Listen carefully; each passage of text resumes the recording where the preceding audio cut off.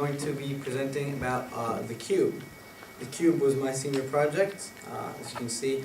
And a little bit of background information. The cube was invented by Erno Rubik, and it was originally not intended to be a toy.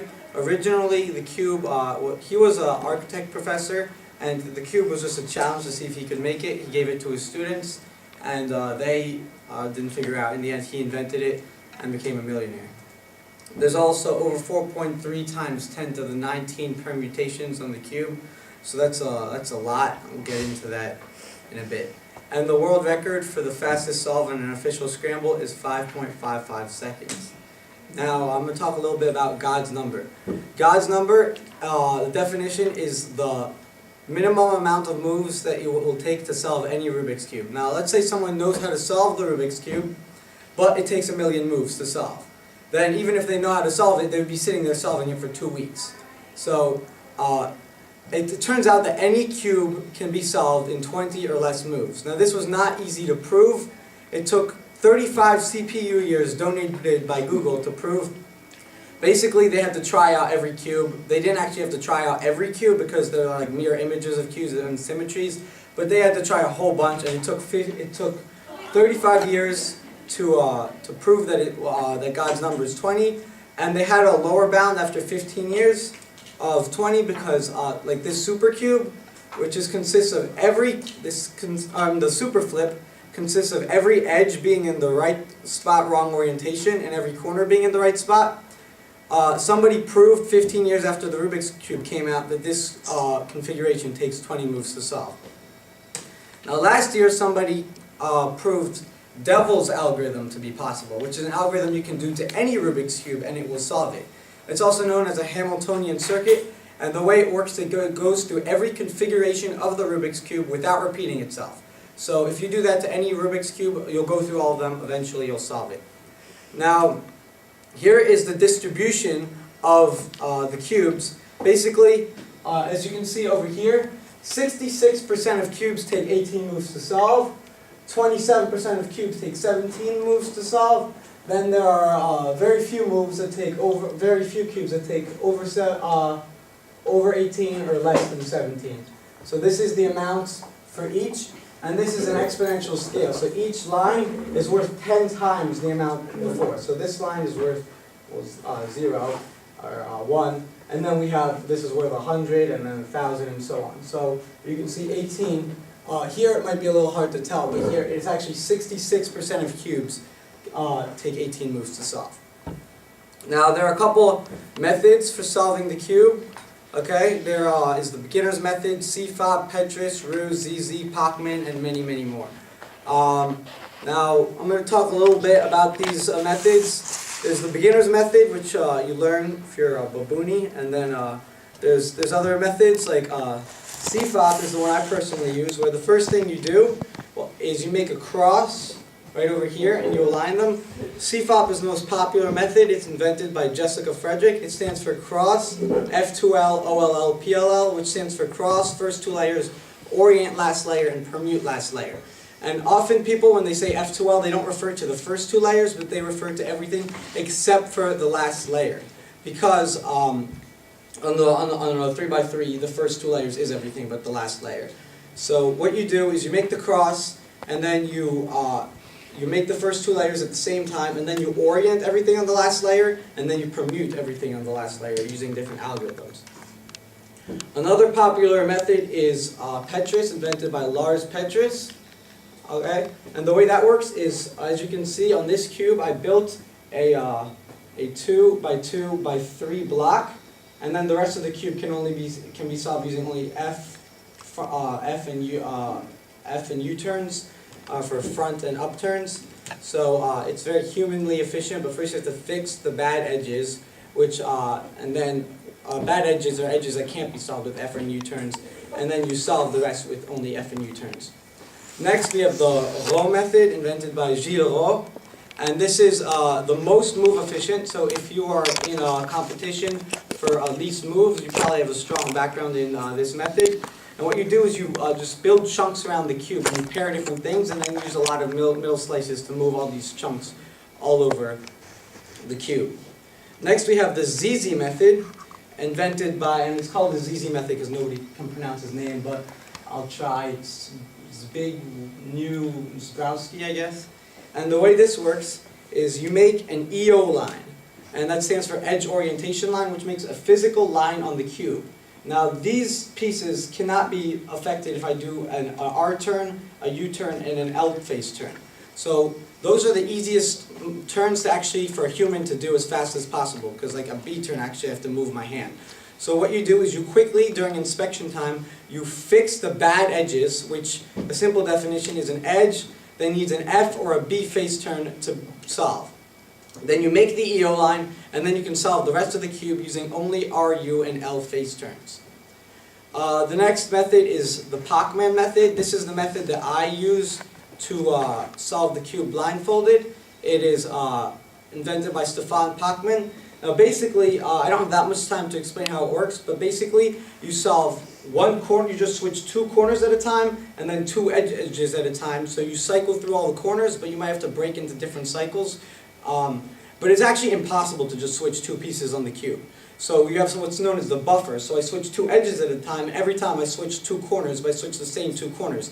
And then I'm done with all the edges, and I keep track of the parity. So if I'm solved all the edges, but then the corners aren't the way I memorized them, then I just switch those corners back and switch two random edges. Then I solve all the corners the way I memorized them, and if you hit parity on the edges, you will also hit parity on the corners. So then you solve that parity, and you will have solved the whole cube. And I'll talk a little bit more about parity in a little bit. So you solve the corners one at a time, then you solve the edges at a time, one at a time, and then you fix parity.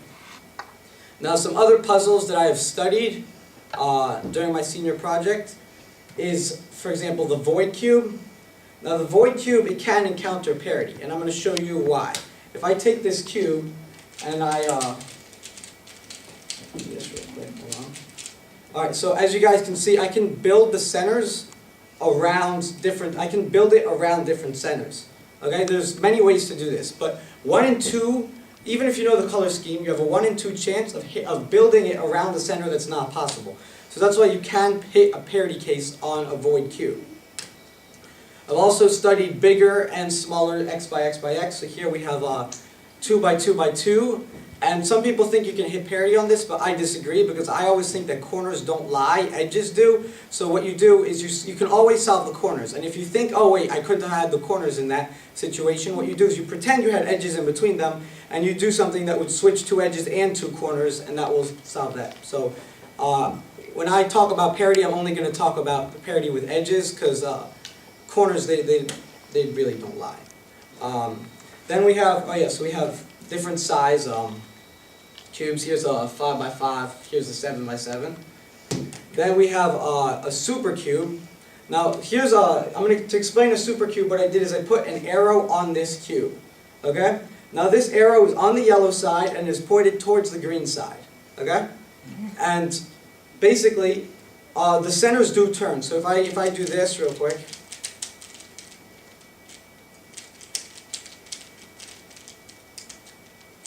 Now the arrow is still on the yellow side, but it is pointed towards the blue side, even though the cube is still solved.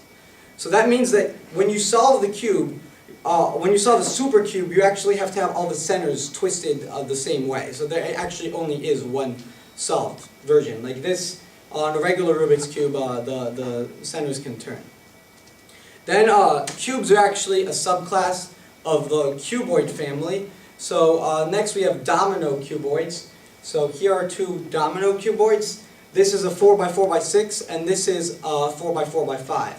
Now, any cuboid with two different numbers that have the same parity, or is an even and oddness, has shape-shifting. So since this is 4 by 4 by 5, the different numbers are 4 and 5. So this can't actually, you can only do double turns on this side.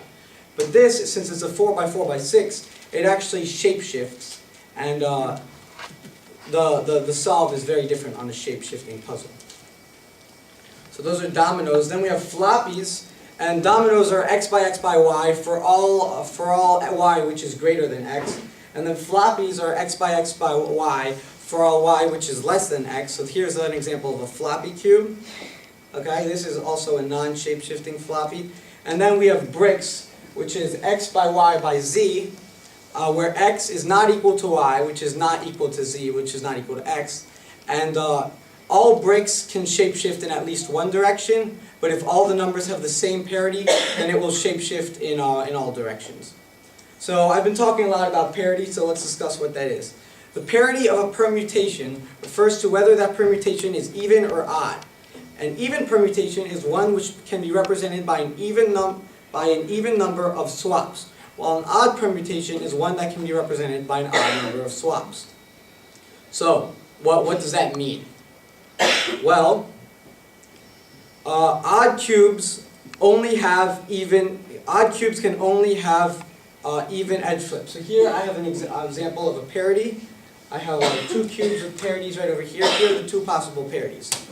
This is one edge that is flipped. Now on an odd cube, the way it works is you can only have an even number of edges that are flipped. So if I took this cube and I flipped one edge, it would no longer be solvable. But if I flipped any other edge, so there would be an even number of edges that are flipped, it would be possible to solve. Now in terms of swaps, you can only have odd amount of swaps. So if I take this cube, hold on.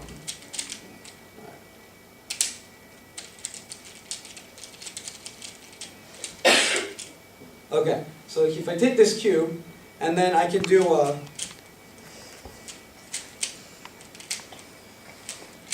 this, you see I swapped 3. Okay?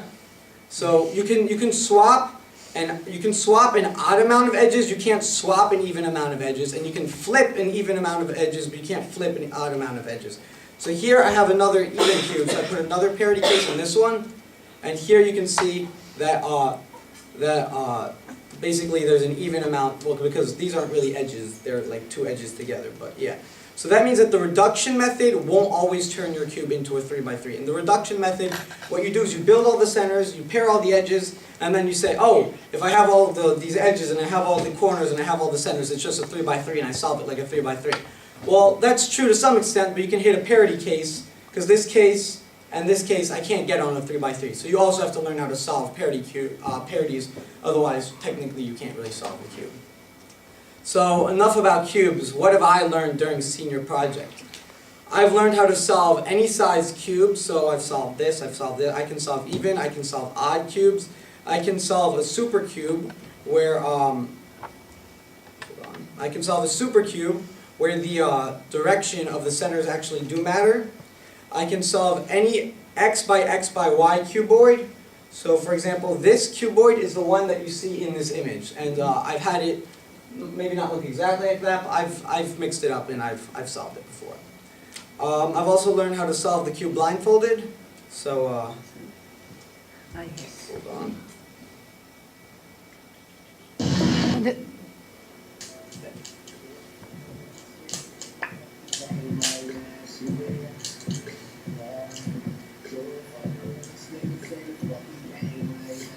Yes! Yeah, so that was actually my first success. And then I've learned how to build my own cubes. Like this is a 3x3x5 cube. So it's a cuboid. It shapeshifts in all directions because it's all odd. I actually built this myself. They don't mass produce this. And I built it with my siblings. So I'm going to show you a quick video of that.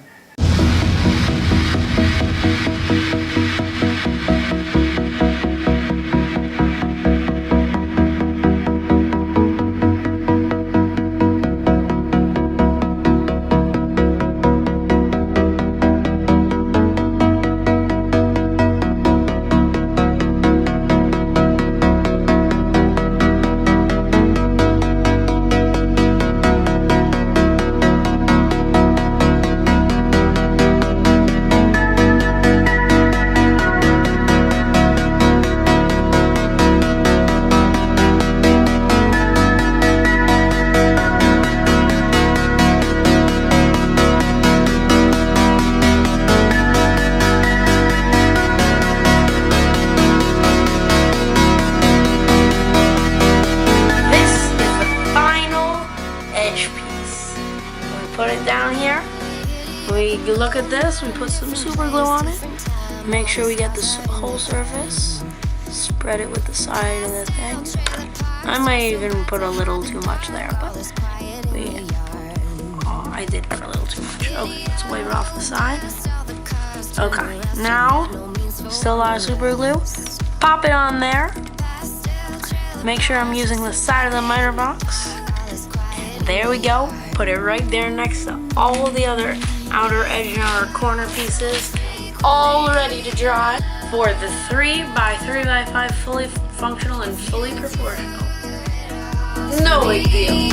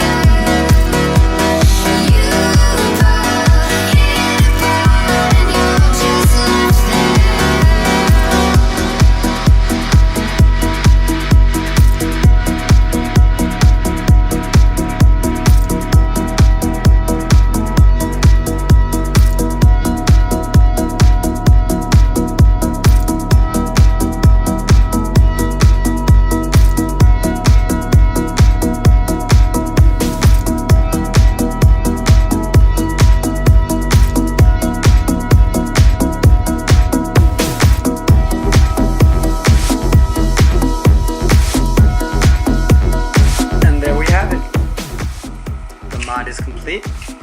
Quick checkerboard pattern. Shabam! Nice contrast. Now we've got our fully functional 1, 2, 3, 4, 5 by 1, 2, 3, well, by 1, 2, 3. Our fully functional 3 by 3 by 5. Thanks for watching.